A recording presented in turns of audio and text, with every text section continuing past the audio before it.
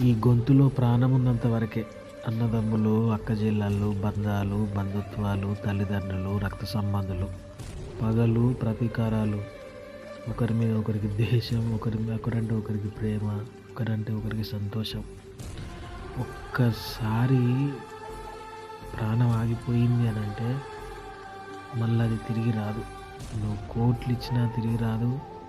కొట్టుకొని మొత్తుకున్నా తిరిగి రాదు. గుండెలు పగిలేలా ఏడ్చినా కూడా తిరిగి రాదు. ఒక్క అవకాశం నాకివ్వు.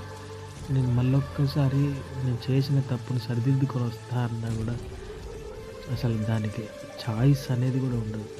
అందుకే భూమి మీద బతికున్నప్పుడే అందరితోని మంచిగుండాలే. వీలైనంత వరకు మంచి చేయడానికి ప్రయత్నించాలి. నిజంగా ప్రాణం విలువ అది అనుభవిస్తే తెలుస్తుంది.